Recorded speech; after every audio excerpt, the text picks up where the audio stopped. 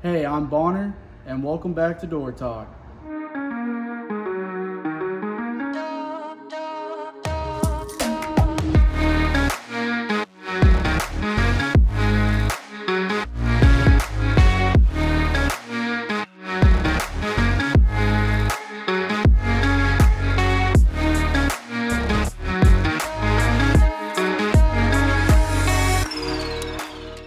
Hey guys, welcome back to Door Talk.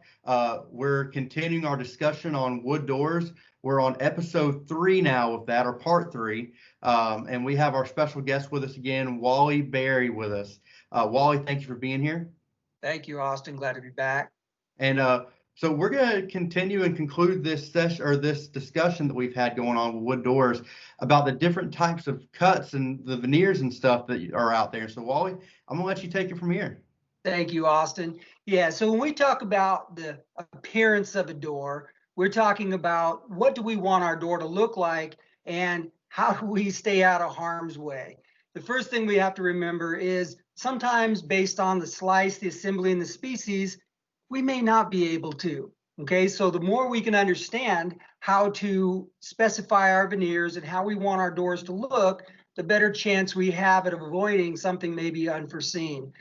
You'd be amazed, Austin, how many job sites I've been on where I've seen faces indoors, and I've seen, the Devil's Underwood food ham commercial dude holding a pitchfork on doors. And, I've got some pretty fun pictures of job site doors. I'll send them to you just for grins and giggles, but they're pretty entertaining. So when we talk about wood doors, we're going to now talk about, again, those third-party certifiers that define what is acceptable and what may not be acceptable based on either an A grade or now what we're going to call a double A grade. Okay, so when we talk about these architectural veneers, we know anything less than an A grade is going to be recommended for opaque finishes. So we want to stick to the transparent appearances of doors because we want that grain to show through. We want that beauty to show through. So we know we talked about in segment 1, we talked about the opportunity for paint grade doors with maybe an MDO or a primed face. We're going to omit that. We're not going to talk about plastic laminate either. Okay, so plastic laminate plays a role in architectural doors. However, it's already done. So we're going to talk about how do we talk about a veneer and how do we make it look and achieve what we want it to achieve, either based on the specification or a recommendation. Okay, there's 4 slices that are basic slices that we talk about in wood doors. There are a variety of creative slices that are out there and different types of assemblies. I want to just keep it to the basics so that we can keep everybody on track here. There are 4 basic slices. There's a rotary slice. This is basically taking a log, putting it on a lathe, turning it at a high rate of speed and moving it against the blade. And just like you're pulling paper towels off a roll, we're going to spin with those growth rings, and we're going to go from that big meaty part of that tree, that sapwood, all the way down to the middle into that heartwood, right? Which means our grain is going to be kind of all over the place. It's going to give us very much like a cloud-like appearance, okay? But it's a very affordable slice. So that's the beauty of the rotary slice. Then we talk about plane slicing. And when we talk about plane slicing, now we're going to chop that log in half, and we're going to do what's called flitch this log.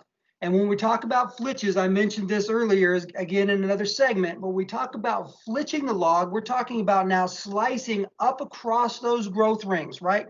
Slicing right through those growth rings. If you imagine taking the log, chopping it in half, putting it on a machine and running it vertically and having it run across the top of that blade, now we're cutting right up through those growth rings, which is going to cause this nice cathedraling effect, right? So you're going to have these nice points that are coming to your door. So it's pretty easy to spot a plain sliced door.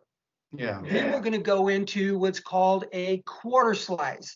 Quarter slice, how much of the log is going to be used? A quarter, because it's a quarter slice. So you're going to take a quarter of the log, and just like with plain slice, instead of going across and cutting through those growth rings, now we're going to go right up the center of them.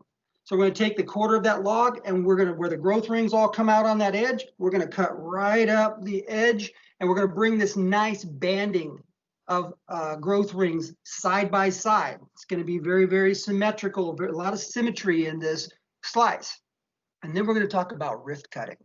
And rift cutting is just like rotary cutting. However, It's predominantly used for one species of wood, which is oak, because oak has a characteristics called medullary ray, also known as fleck and flake. And these little horizontal bands, this rift cutting helps control that appearance. It's kind of like having an untamable child and saying, behave, or I'm going to do this. Well, tell oak to behave, or I'm doing this. Okay, you're not going to behave. We're going through the rift cut process, right? And what happens is, just like the rotary slice where it spins, the rift cut spins as well. Take a quarter of that log and spin it and move it against that blade. And the goal is to get as close to those growth rings as possible and to create that same symmetrical banding like you would see in a quarter slice as you can in a rift cut.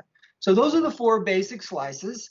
The great thing about them is all 3 slices, quarter, plane, and rift, you are going to end up with these flitches, right? I mentioned flitching wood. You're going to end up with a physical flitch. These flitches can vary in width based on the usable part, based on the grading standard, A or AA grade standard, right? There's a minimum requirement that flitch needs to be.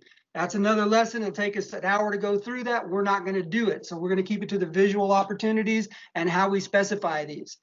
The nice thing about rotary, what I say, it's affordable, right? So you got this affordable slice of wood. You've taken this beautiful tree, you've chopped it up into paper basically, and now you're going to put it on the surface of a door so people can stare at it and memorialize it forever. That's a wonderful thing. So the nice thing about it is, because of this rotary slicing and because it's like pulling paper towels off a roll, you can actually specify and receive one-piece faces for your doors. I don't want these independent bands of wood. I don't want these flitches in my door. Get away from that rotary slice. Can I use a plain slice? No. There's not trees big enough to make one slice and throw it on the surface of a 36-inch wide door, right? Yep. So you're going to end up with one slice that can give you a one-piece face. So if somebody says, I don't want these bands, boom, it's rotary. And they say, okay, well, I don't want that. You know, I'm going to deal with this.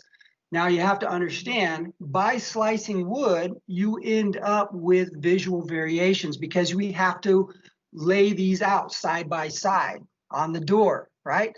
There's 3 definitions for. You have book match, slip match, and random match. So these are matching assemblies that we talk about. So we can have a rotary slice book match, quarter slice book match, plain slice book match, or rift cut book match. And book match, simply put, is if we imagine the log was this way, the blade came up through, and we're now going to just lay those veneers side by side. They're going to oppose one another. If you went to the same doctor I did, it's the Rorschach test, right? So when that doctor took that ink blot and he put it on that piece of paper, he folded it in half and he opened it up and says, what's it look like? It looks like a tree. It looks like a frog. Book matching. It's the Rorschach test, okay? So you know that one side is going to create and mirror the other side. Here, slip matching is just like fanning out a deck of cards, right? So now instead of setting them opposing one another, we're now going to slide them next to each other, which means all of your grain and all of your characteristics are going to run in the same direction. So that could be a good, it could be a bad, don't know the application, common areas, big common areas. It could be a visual opportunity. However, this slip match can help you control what's called barber polling, okay? Barber polling is when you look at a door and the flitches go from dark to light, to dark to light, to dark to light, right? People call me up all the time and they say, hey, my door goes light, dark, light, dark, light, dark. And it's like, okay, I get that. That's what's called barber polling. And if you could imagine, when that blade comes through that slicing process, all of the open grain is forced in one direction, okay? And when you oppose those to one another, the ambient lighting reflects differently off of each one. So the open grain is going this way on this flitch, and it's going this way on this flitch, which means the light reflects differently. Yeah. That's what creates the barber pole effect, right? So if you flip the door over, instead of going light, dark, it's now going to go dark, light, dark, light. It doesn't remedy it, but the slip match assembly makes all of that open grain now face in the same direction, which helps control that ambient reflection. Okay, so it's going to help control that appearance. Random matching could be either the most expensive or the most affordable matching assembly out there. And when I talk about affordable, what they do, the random match gets to break all the rules. It can be smaller than what's specified for an A grade. So rift and quarters, 3-inch minimum flitches, plain slice and rotary slice is 4-inch minimums on an A grade through WDMA. Check with AWI, make sure that they're the same. You're probably not going to find the same answers. Okay, so be careful. Also, you look at random matching, you can have a 2-inch flitch in there. And instead of just being book matched, you could be reverse matched. And so what it does, it creates a puzzle piece. Now they got to be full length flitches. They can't be pieced together vertically. They're pieced together horizontally, looking at the surface of a door standing in a vertical position. However, they can be whatever they want to be. And what that does is it creates an affordable way of the fall off pieces to create a paint grade opportunity to meet a 5-ply base, right? We didn't talk about ply construction much, but when you talk about that 5-ply, when we talk about that, there's a way to make that a paint grade hardwood specification, or it's a way to control the characteristics that may be in a knotty alder or a knotty medium figured knotty maple, right? Medium figured bird's eye maple. All of a sudden, you don't want to create this consistent pattern that immediately draws your eye there. You want something that looks more natural to the appearance. So this random matched assembly may be an opportunity to overcome that. So you have book match, slip match, random match that can accommodate rotary, plain, quarter, and rift. Now, how do we lay those out on the surface of a door? We have to talk about the assembly as it relates to the joints. Where a flitch and a flitch come together, this center line is now defined as a joint. So you have a flitch, a joint, and a flitch. Where does that joint lay on the surface of a door? For a lot of people, probably doesn't matter. So they just say, wherever it lies is where it lies. That's called running match. So you could have literally a 1/4-inch flitch on the beginning edge of the door, going to either an A grade standard of a 4-inch or a double A face standard going as minimum as a 5-inch, right? So as you increase the level of grading standard, you now increase the flitch width minimum requirements because you get fewer flitches. Yeah. Right? So now you can have a 1/4 of an inch over here and you can have 3 inches over here, or it could vary based on the width of your actual door.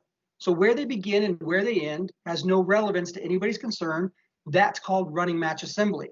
So you could have rotary slice, book match, running match.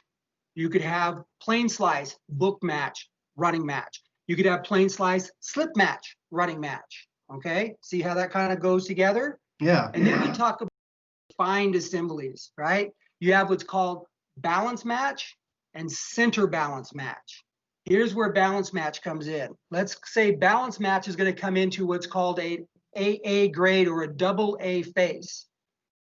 That flitch width has got to be a minimum of 5 inches. Imagine taking the 2.5-inch mark in the middle of that 5-inch flitch and putting it on the 18-inch mark of a 36-inch door, right dead center of that door, and then slicing off both sides equally. So you could have a 1/4 of an inch, a 1/4 of an inch. You could have 3 inches or 3 inches based on the width of your door. You're always going to have an odd number of veneers because you're using the center of a flitch in the center of the door. Balance matched assembly. You get symmetry and balance from that center moving out equally on both sides. And they go, well, I really want something greater. Okay, we can do that. It's called center balance match. Now, instead of using the center of the flitch, we're going to use the center joint. And we're going to move that joint over to the 18-inch mark on that 36-inch face. And now we're going to slice off both sides equally again as well. So even number of flitches, that line shows up directly in the middle of the door. And now you have center balance match, book match, running match, plain slice, slip match, balance match, 1/4 slice, running match, center balance, right? You can Mhm. put the combination as it goes together. So A grade, double A grade, rotary, plain, quarter, rift, book, slip, random. Remember, random has no game. Random does not play with balance or center balance. It gets to do what it wants. So you're only worried about running match, balance match, center balance match for those slicing requirements. Wally, telling you, I love being able to listen to you and talk about wood doors with you. It's always a fun time and a good experience. And thank you again for joining us on Door Talk. We really appreciate it. And we're going to put some of those videos that you're going to send me. We're going to put those at the end here. So stay tuned after we're done, and we're going to put some of those up so you can see those. Excited to get those from you, Wally. Again, thank you so much for your time. Really appreciate it. You're very welcome, Austin. Thank you so much for having us, and we appreciate your time as well. Well, guys, look forward to having more episodes, and join us again for next week. And thank you for joining us today on Door Talk.